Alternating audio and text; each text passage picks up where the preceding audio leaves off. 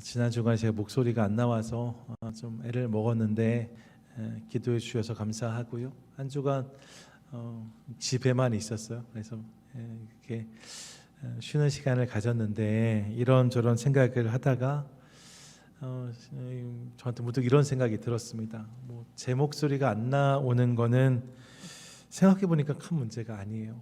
하나님이 말씀하지 않으시면 그게 진짜 문제가 아닌가 그런 생각을 주중에 해봤어요. 그래서 사람의 소리보다 하나님께 귀 기울이는 인생이 돼야겠다 그런 생각했는데, 사랑하는 여러분, 주님께서 오늘 우리 가운데 말씀하심을 믿으며 그분께 날마다 귀를 기울이고 그 음성에 반응하는 저와 여러분 우리 모두가 되시기를 축복합니다. 아멘. 하나님 오늘 우리 가운데 말씀하실 줄 믿으면서 말씀 앞에 나아가기 원하는데, 지난 시간 말씀을 함께 좀 기억하는 것으로 오늘 말씀을 시작해 보려고 합니다. 지난 주일에 여러분 기억나세요? 저희가 누구의 인생을 살폈냐면 요셉의 인생을 함께 살폈습니다. 고난에 반응하는 삶과 응답하는 삶이 있는데, 반응한다는 것은 그냥 세상 사람들이 다 똑같이 하는 것처럼 고난이 찾아오면 일반적인 세상적인 반응을 보이는 것이고, 응답한다는 것은 그 안에 하나님이 원하시는 태도를 결정하는 거라고 말씀을 드렸어요. 요셉이 그런 인생이었지요. 자신 인생에 닥친 고난의 문제에 대해서 그 문제를 하나님 안에서 바라보고 해석하는 것을 통하여서 고난의 응답을 살았던 한 인생, 그가 바로 요셉이었습니다. 고난에 응답하는 인생은 그런 거라고 말씀을 드렸어요. 고난을 하나님 안에서 바라보는 것, 고난 속에서 하나님을 기억하는 것, 그것이 고난에 응답하는 삶이지요. 바라기는 우리 삶 가운데도 여러분 복을 바라보면서 고난과 함께 걸어가는 것이 우리 인생이다라고 말씀을 드렸는데, 그런 인생의 여정 가운데 날마다 하나님을 기억하는 것을 통하여서 고난 속에서 고난에 응답하는 인생을 살아가는 저와 여러분 우리 모두가 되시기를 한 번 더 축복합니다. 아멘. 그런 요셉의 인생과 더불어 오늘 고난에 응답한 또 한 사람을 함께 살펴보려고 합니다. 그가 누구냐? 그가 다니엘이에요. 오늘 다니엘을 통해서 고난에 응답하는 또 하나의 모습을 함께 나누려고 합니다. 다니엘 잘 아시는 성경의 인물인데, 다니엘 1장을 보시면 다니엘이 살았던 시대적인 배경이 언급되는 것을 확인합니다. 먼저 1장 1절과 2절 같이 한번 읽기 원하는데 함께 읽겠습니다. 시작. 유다 왕 여호야김이 다스린 지 3년이 되는 해에 바벨론 왕 느부갓네살이 예루살렘에 이르러 성을 애워쌌더니 주께서 유다 왕 여호야김과 하나님의 전 그릇 얼마를 그의 손에 넘기심에 그가 그것을 가지고 신할 땅 자기 신들의 신전에 가져다가 그 신들의 보물 창고에 두었더라. 이것이 다니엘의 시대적 배경입니다. 유다 왕 여호야김 3년이라고 기록해요. 여호야김 3년이면 남유다 위에 있던 북이스라엘 말입니다. 유다와 함께 피를 나누었던 형제 나라였는데, 이 북이스라엘이 아수르에 의해서 멸망당한 다음입니다. 한 나라의 완전한 멸망을 목도했어요. 뿐만 아니라 북이스라엘 멸망시켰던 아수르가 다시 바벨론이라는 신흥국가에 의해서 망하게 됩니다. 그러니까 북이스라엘도 망하고 그 이스라엘을 집어삼켰던 아수르도 망하고, 이제 바벨론이란 나라가 고대 근동의 절대 강자로 군림하던 시기입니다. 북방의 맹주가 되었어요. 그 바벨론이 서진을 계속하였고 기원전 605년이 되었을 때 남유다를 공격하기 시작하는데, 이게 바로 유다 왕 여호야김의 시대입니다. 바벨론이란 강력한 적이 있고, 이 적 앞에서 속절없이 당할 수밖에 없었던 남유다의 상황, 이것이 시대적인 배경이었다는 거죠. 바벨론이 남유다를 공격했는데 군사력으로도 게임이 되지 않고 또 신앙적으로도 이미 하나님을 믿는 믿음이 저들에게 많이 약해져 있었기 때문에, 하나님으로부터 이미 남유다 백성들이 많이 떠나 있었기 때문에 그들은 이 공격을 감당할 수가 없었어요. 속절없이 무너지고 결국 항복을 선언하지요. 그래서 바벨론 왕 느부갓네살이 예루살렘을 점령합니다. 그리고 그 승리를 기념고자 왕궁과 성전의 기물을 전리품으로 바벨론으로 가지고 갔다라고 성경이 말씀하고 있어요. 이스라엘 백성들 입장에서, 남유다 백성들 입장에서 이 일이 얼마나 참담한 일이었을지 상상이 가지 않습니다. 거룩한 성전이에요. 이스라엘 백성들도 사실 그 성전을 들어가기가 쉬운 일이 아니었는데, 바벨론의 군사들이 군합발로 그곳에 들어가서 하나님을 예배할 때 쓰였던 성전 기물들을 가지고 바벨론으로 다 가져갔다는 거죠. 그런 참담한 일이 생겼을 때 이것이 오늘 다니엘서의 배경입니다. 실은 이 일이 끝이 아니고 이 일을 시작으로 3차에 걸쳐서 바벨론의 공격이 진행되어지고, 이로 말미암아 예루살렘이 폐허가 되고 성전이 다 무너져 내리거든요. 그런 처참한 역사의 시간을 다니엘서는 배경으로 가지고 있습니다. 다니엘은 그런 시대 속에서 살았어요. 나라만 어려웠던 것이 아니라 이런 시대의 아픔은 개인의 비극으로도 이어졌습니다. 남유다가 그렇게 무너지기 시작했는데, 성경을 보면 남유다, 예루살렘만 어려움을 겪은 것이 아니라 이어지는 본문 속에서 바벨론 사람들이 성전의 기물들만 전리품으로 챙긴 것이 아니라 다른 것도 가져갔다라고 말씀해요. 본문 3절과 4절인데 같이 읽겠습니다. 시작. 왕이 환관자 아스부나스에게 말하여 이스라엘 자손 중에서 왕족과 귀족 몇 사람, 곧 흠이 없고 용모가 아름다우며 모든 지혜를 통찰하며 지식에 통달하며 학문에 익숙하여 왕국에 설 만한 소년을 데려오게 하였고 라고 말씀합니다. 뭐예요? 포로도 잡아갔다는 거예요. 근데 이 포로가 적군의 강력한 노동력이나 장정들이 아니었답니다.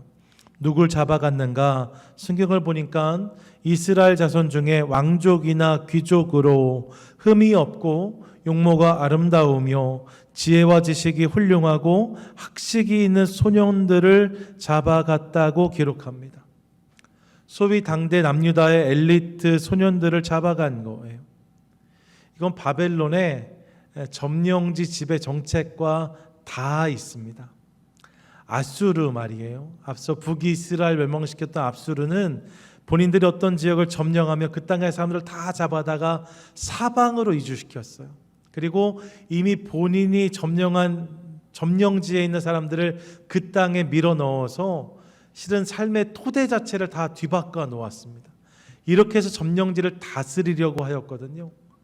그런데 바벨론은 조금 다른 정책을 펼쳤어요. 그게 이거지요. 본인이 어떤 땅을 점령하면 그 땅의 젊은이들을 잡아다가 그들을 바벨론에 데려가서 바벨론화하였습니다. 그들을 다시 본국에 돌려보내서 그들로 하여금 바벨론의 문화로 그 땅을 다스리게 한 거죠. 이런 정책 속에서 지금 남유다의 소년들이 잡혀갔다고 성경이 말씀하고 있는 거예요. 여러분 상상해 보세요. 그 소년들 말입니다. 그들은 누구보다 설레는 내일을 바라보며 꿈꾸는 자들이었을 것입니다. 나름대로 남유다에서 인정도 받고 칭찬도 받는 좋은 배경을 가지고 있던 자타공인 남유다의 내일이라 불릴 수 있는 소년들이었어요. 이 당시 그들의 나이가 학자들에 의하면 15세 안팎쯤이었을 것이다 라고 추정이 되니까요. 어린 나이였는데 그런 어린 소년들이 한순간 참혹한 전쟁을 겪고 나라가 망하는 것을 보고 부모 가족과 생이별을 하고 조국을 떠나 포로의 신분으로 바벨론에 끌려가게 되었습니다. 얼마나 마음이 무너졌을까요? 모든 것을 다 잃고 포로로 끌려가는 거예요. 포로로 끌려간 다음에 바벨론은 그들의 이름을 바로 바꾸기까지 합니다. 본문 6절과 7절에 그 사례가 나오는데 6절, 7절 먼저 6절 같이 읽으시죠. 함께 읽습니다. 시작. 그들 가운데는 유다 자손 곧 다니엘과 하나냐와 미사엘과 아사랴가 있었더니 포로로 잡혀간 아이들 중에 소년들 중에 다니엘, 하나냐, 미사엘, 아사랴가 있었답니다. 여러분 이들의 이름을 보세요. 다니엘, 미사엘은 엘로 끝나고 있고 하나냐, 아사랴는 야로 끝나고 있거든요. 이 엘, 야는 하나님을 의미합니다. 그러니까 저들의 이름은 하나님을 담고 있는 이름이었어요.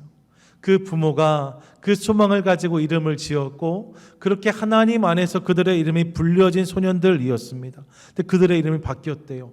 어떻게 바뀌었는가? 7절을 함께 읽겠습니다. 시작. 환관장이 그들의 이름을 고쳐 다니엘은 벨드사살이라 하고 하나냐는 사드락이라 하고 미사엘은 메삭이라 하고 아사랴는 아벳느고라 하였더라. 여러분 이들의 이름을 보세요. 벨드사살에서 벨 사드락이라고 되어 있는데 실은 사드라크입니다. 여기서 아크, 메삭도 메사크거든요. 아크, 그리고 아벳느고에서 느고, 이 벨, 아크, 느고라는 이름은 다 바벨론이 섬기는 신들의 이름이었어요.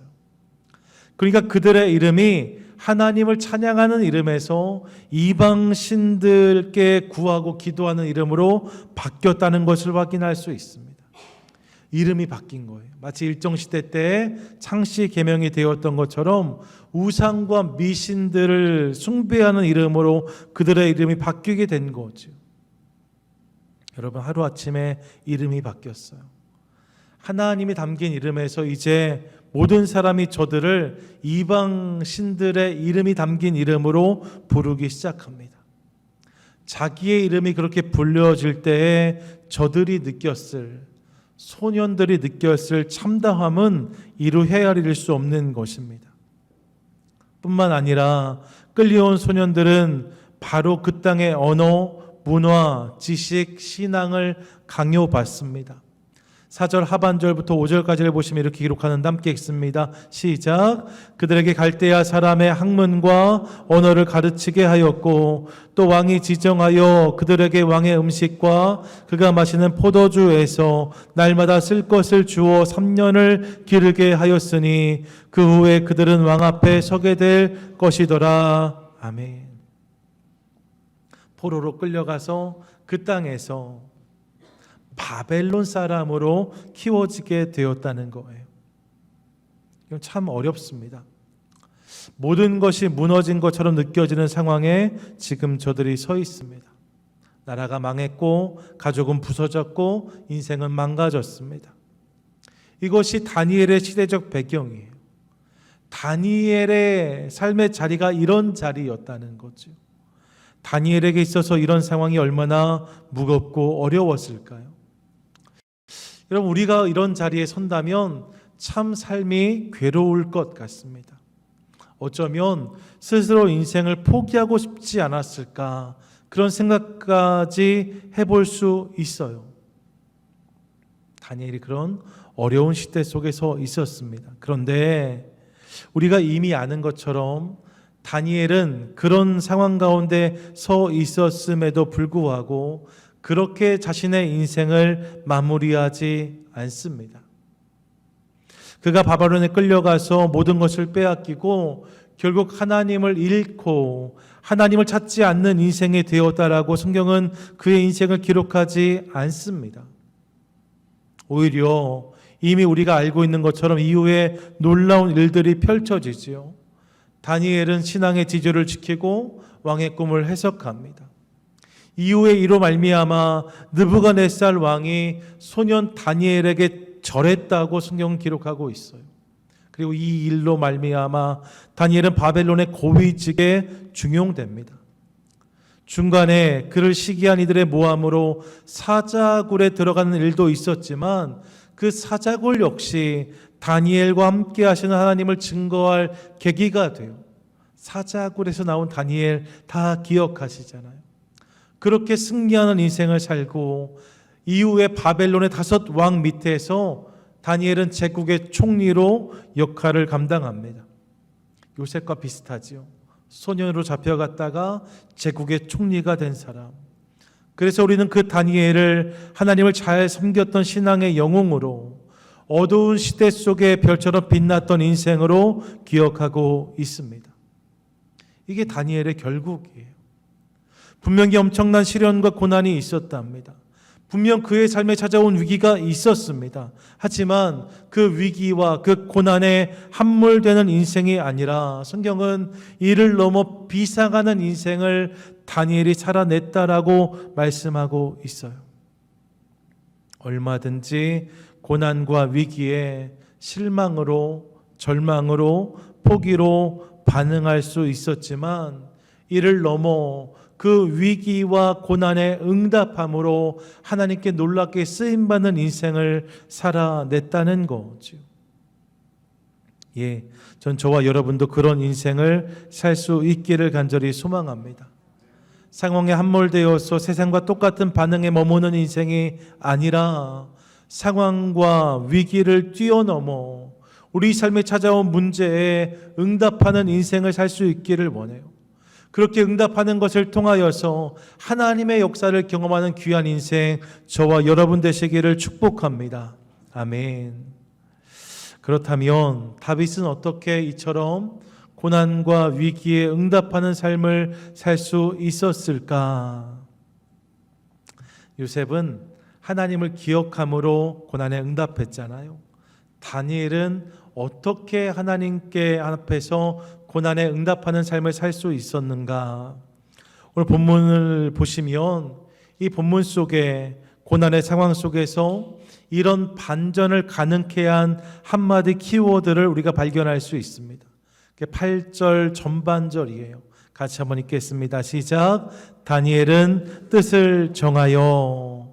여러분, 다니엘의 인생이 이토록 극적으로 변화되는데, 바뀌어지는데, 반전이 일어나는데 그 키워드가 바로 이것이라고 성경은 말씀합니다.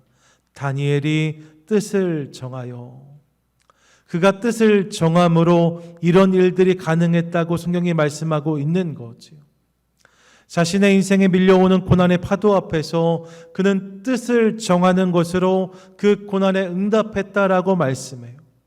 위기의 상황 가운데 하나님 안에서 뜻을 정함으로 고난을 딛고 비상하는 인생의 주인공이 되었다라고 성경이 말씀하고 있는 거죠. 이것이 오늘 성경이 우리에게 보여주는 고난과 위기에 응답하는 삶의 모습입니다. 한번 따라하시죠. 뜻을 정함으로 고난에 응답하라. 뜻을 정함으로 고난에 응답하라. 뜻을 정함으로, 여러분, 그 뜻을 정함으로 상황에 이끌려가는 인생이 아니라 상황을 뛰어넘는 인생을 살 수 있었다는 거예요. 뜻을 정함으로 고난으로 주저하는 인생을 넘어 시련과 고통의 자리에서 일어서는 인생을 살 수 있었다는 거죠. 하나님 안에서 뜻을 정하는 것이 중요하다는 사실을 깨닫습니다.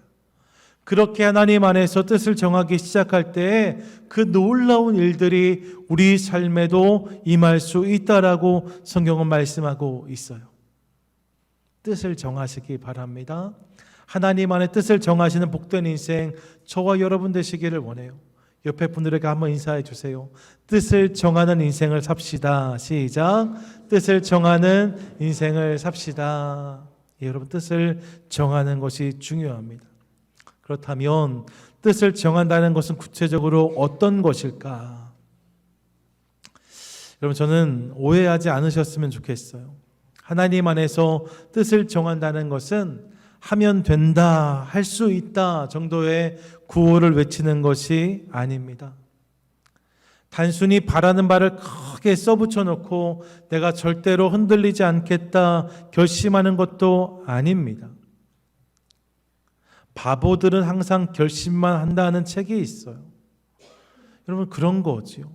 마음 먹는 것만으로는 어떤 변화도 경험할 수 없습니다. 다니엘이 보여주는 뜻을 정한 삶은 그렇게 막연하고 추상적인 삶의 모습이 아니었어요. 대신 다니엘의 삶을 보면 뜻을 정한 것이 어떤 것인지를 우리 구체적인 삶의 두 가지 모습으로 확인할 수 있습니다. 오늘은 이 부분을 나누면서 하나님 안에서 우리 삶을 세워보려고 하는데, 다니엘을 통해 알 수 있는 뜻을 정한 삶의 모습은 어떤 것인가?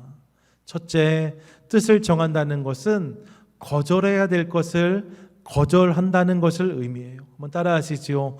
거절해야 할 것을 거절해야 합니다. 거절해야 할 것을 거절해야 합니다. 8절인데 같이 한번 읽습니다. 시작. 다니엘은 뜻을 정하여 왕의 음식과 그가 마시는 포도주로 자기를 더럽히지 아니하리라 하고 자기를 더럽히지 아니하도록 환관장에게 구하니. 성경은요, 다니엘이 뜻을 정했다 말한 다음에 그리고 나서 어떤 모습을 보여주는가? 뜻을 정함으로 왕의 음식과 포도주를 거절했다라고 기록하고 있어요. 왕의 음식과 포도주를 거절했다. 이거 사실 맛으로 보면 말입니다. 왕의 음식은 당연히 상당히 맛있는 음식이었을 것입니다.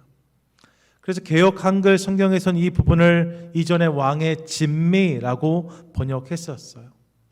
그러니까 보기만 해도 군침이 돌 만한 먹음직한 음식, 이게 왕의 음식입니다. 포로의 입장에서 보면 그 음식은 더욱 그러했을 거예요. 그런데 다니엘이 이를 거절했다라고 말씀합니다. 이유가 무엇일까요? 입맛에 맞지 않아서요? 기호가 달라서요? 그렇지 않아요. 오늘 성경을 보시면 다니엘은 이를 통해 자기를 더럽히지 않으려 했다라고 기록하고 있습니다. 왕의 음식을 먹음으로 나를 더럽히지 않기로 결정했다는 거죠. 더럽히지 않기로 결정했다. 무슨 말인가? 왕의 음식을 먹는 것과 자신을 더럽히는 것 사이에 상관관계가 있었다는 거예요. 예, 여러분, 왕의 음식은 단순히 맛만 좋은 음식이 아니었음을 알 수 있습니다. 물론 맛도 좋고 보기도 좋은 음식이었을 거예요. 하지만 그게 다가 아닌 거죠. 왕의 음식엔 또 다른 의미가 담겨져 있었어요. 왕의 음식은 그 나라가 섬기는 신이 정한 방식대로 준비되고 조리된 음식이었습니다. 그렇게 조리되어서 신에게 먼저 바쳐진 다음에 내려오는 음식이 왕의 음식이었어요. 그렇게 왕의 음식은 단순한 음식을 넘어서 이 음식을 먹음으로 그 신으로부터 내가 힘과 능력을 공급받기 원합니다 라는 고백까지 담겨져 있는 음식이라고 할 수 있었던 거죠. 왕의 음식이 좋은 음식이었어요. 하지만 이런 영적인 의미가 담겨져 있었기 때문에 다니엘은 이를 거절한 거예요. 다른 이유가 있었기 때문이 아니에요. 하나님 마음에 합하지 않은 것이기 때문에, 하나님 뜻에 맞지 않는 것이기 때문에, 하나님이 그것을 기뻐하지 않으시기 때문에 이를 과감히 거절했다라고 성경이 말씀하고 있는 거죠. 여러분, 이것이 뜻을 정하는 삶입니다. 하나님 안에서 거절해야 할 것을 거절하는 삶, 이게 뜻을 정하는 삶이라는 거예요. 가만히 보면 우리 삶의 문제 중 상당수는 거절해야 할 것을 거절하지 못하는 데서 온다는 것을 깨닫습니다. 하와는 선악과를 보면서 먹음직도 하고 보암직도 하고 지혜롭게 할 만큼 탐스럽기도 하다는 생각을 거절하지 못함으로 하나님을 거역합니다. 노아의 아들이었던 함은 아버지의 부끄러운 모습을 보고 그 아버지를 흉보고 싶은 생각을 거절하지 못함으로 저주를 받습니다. 다윗은 목욕하는 여인을 바라보고 생긴 욕정을 거절하지 못함으로 큰 죄를 범하게 되고, 솔로몬 역시 세상의 부귀, 영화, 명예에 대한 유혹을 거절하지 못함으로 영적으로 방황하는 인생을 산 것을 우리가 알고 있습니다. 예, 거절해야 할 것을 거절하지 못하면 결국 하나님의 역사가 아니라 사단의 계략에 넘어가는 인생을 살게 됩니다. 거절해야 할 것을 다 수용하고 다 용인하면서 우리가 경험할 수 있는 하나님의 역사는 없는 거지요. 거절해야 될 것을 거절할 수 있어야 돼요. 그래야 우리는 세상 속에서 구별되는 삶을 살 수 있습니다. 그래야 우리는 세상 속에서 하나님의 백성들로 설 수 있습니다. 그러므로 혹시 우리 가운데 여러분 거절해야 되는 것을 알면서도 거절하지 않고 있는 모습이 있다면, 거절해야 되는데 생각하지만 거절하지 못하는 모습이 우리 가운데 있다면, 주님 뜻이 아니라는 것을 알면서도 편해서 쉬워서 재밌어서 그냥 그게 좋아서 그렇게 방치된 부분이 있다면 그것을 거절하는 복된 성도 저와 여러분 되시기를 원해요. 거절할 것을 거절하기 시작할 때 그 삶에 하나님의 역사가 담긴다는 사실을 기억하는 저와 여러분 되시기를 소망합니다. 아멘. 둘째로, 여러분 뜻을 정한다는 것은 또 어떤 것인가? 그것은 선택해야 할 것을 선택하는 거예요. 따라하겠습니다. 선택해야 할 것을 선택해야 합니다. 선택해야 할 것을 선택해야 합니다. 선택해야 될 것을 선택할 때 우리는 하나님의 뜻을 붙잡고 살아갈 수 있습니다. 왕의 음식을 거절한 다니엘은 다른 것을 선택합니다. 거절했으니까 다른 것을 선택하는 것은 당연한 것처럼 느껴질 수 있어요. 하지만 여러분, 주목해야 할 것이 있습니다. 그것은 왕의 음식을 거절한 다니엘이 선택한 것, 그것이 무엇이었는가? 그것이 채식이었다는 거예요. 본문 12절과 13절인데 같이 한번 읽겠습니다. 시작. 청하오니 당신의 종들을 열흘 동안 시험하여 채식을 주어 먹게 하고 물을 주어 마시게 한 후에 당신 앞에서 우리의 얼굴과 왕의 음식을 먹는 소년들의 얼굴을 비교하여 보아서 당신이 보는 대로 종들에게 행하소서 하매. 이렇게 말씀해요. 채식을 달라고 합니다. 여기서 채식이란 단어를 들을 때 혹시 우리 중에 비건이나 베지테리안을 떠올리신다면 그건 넌센스입니다. 본문을 대하면서 일찍이 다니엘이 어떤 것이 건강한 음식인지를 알았구나, 이렇게 해석하는 것은 조금 엉뚱한 해석이에요. 본문이 말하고자 하는 것은 그것이 아닙니다. 여기서 채식은요, 왕의 음식에 비해서 볼품 없는 것을 의미합니다. 맛이 없어 보이고 입에 당기지 않는 것을 의미합니다. 사람들이 덜 선호하고 덜 각광받는 것을 의미합니다. 어떤 책에선 심지어 이 채식이란 단어가 바벨론에서 사료와 같은 것을 의미하는 것이었다고도 설명해요. 다니엘이 선택한 것은 그런 것이었다는 거예요. 왕의 음식에 비해 형편없어 보이는 것, 사람들이 좋아하는 것이 아니라 사람들이 꺼려하는 것, 하지만 이를 통해 주님의 뜻을 이룰 수 있다면 그것을 기꺼이 선택하는 모습이 다니엘에게 있었다라고 성경이 말씀하고 있는 거죠. 이 부분을 기억하고 싶습니다. 여러분, 선택이 중요해요. 선택해야 될 것을 선택하지 않으면서, 붙잡아야 될 것을 붙잡지 않으면서, 대가를 지불해야 되는데 그 대가를 지불하지 않으면서 우리가 경험할 수 있는 하나님의 역사, 우리가 지킬 수 있는 하나님의 뜻은 없습니다. 하나님 안에서 선택해야 될 것을 선택할 때 그 삶 가운데 주님이 일하시는 거지요. 문제는 때때로 우리가 선택해야 하는 것이 채식일 수 있다는 거예요. 왕의 음식에 비해 형편없어 보이는 것일 수 있습니다. 그것을 선택함으로 덕을 보기보다 손해를 감내해야 될 때가 있을 수 있어요. 사람들이 선호하는 것이 아니라 꺼리는 것을 붙잡아야 될 때가 있습니다. 그것 때문에 희생과 고생을 감내해야 되는 그런 선택을 요구받을 때가 있다는 거죠. 하지만 여러분, 하나님이 그것을 원하시기 때문에, 주님의 뜻이 거기에 있기 때문에 그것을 이유로 그것을 붙잡기 시작할 때 그것을 선택하기 시작할 때에 그 선택에 능력이 있다는 것을 믿으시기 바랍니다.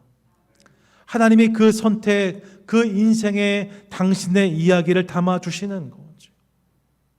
선택할 것을 선택해야 되는데 그때의 선택의 대상은 세상이 보기에 좋은 것, 비싼 것, 보암직한 것이 아니래요.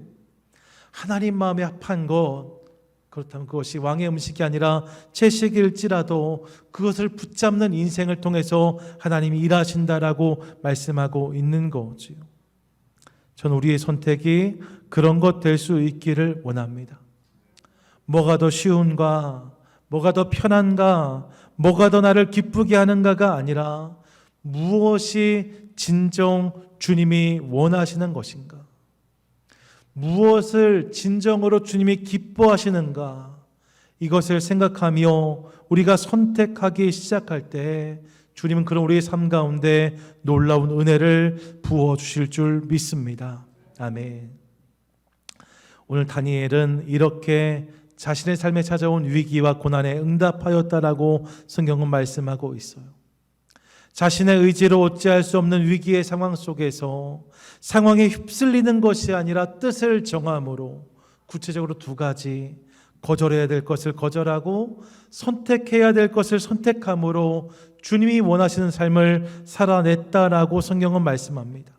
그리고 그렇게 이 위기와 고난에 다니엘이 응답하기 시작할 때 하나님은 그 인생 가운데 특별한 은혜를 부어주신 것을 성경은 기록하고 있어요. 본문 15절, 17절 같이 한번 읽겠습니다. 시작. 열흘 후에 그들의 얼굴이 더욱 아름답고 살이 더욱 윤택하여 왕의 음식을 먹는 다른 소년들보다 더 좋아 보인지라. 하나님이 이 내 소년에게 학문을 주시고 모든 서적을 깨닫게 하시고 지혜를 주셨으니 다니엘은 모든 환상과 꿈을 깨달아 알더라. 아멘. 여러분, 왕의 음식을 먹고 왕의 음식을 마실 때가 아니었답니다. 왕의 음식을 거절하고 채식을 선택할 때, 세상의 풍조를 거절하고 하나님 원하시는 것을 선택할 때, 세상이 아니라 하나님을 붙잡을 때 성경은 그가 주님의 은혜로 더욱 빛나는 자가 되었다라고 말씀하고 있어요. 할렐루야, 아멘. 우리 삶에도 동일한 은혜가 있게 되기를 원합니다. 우리 삶에 우리 인생을 빛나게 하는 것은 세상이 권하는 진미가 아닙니다.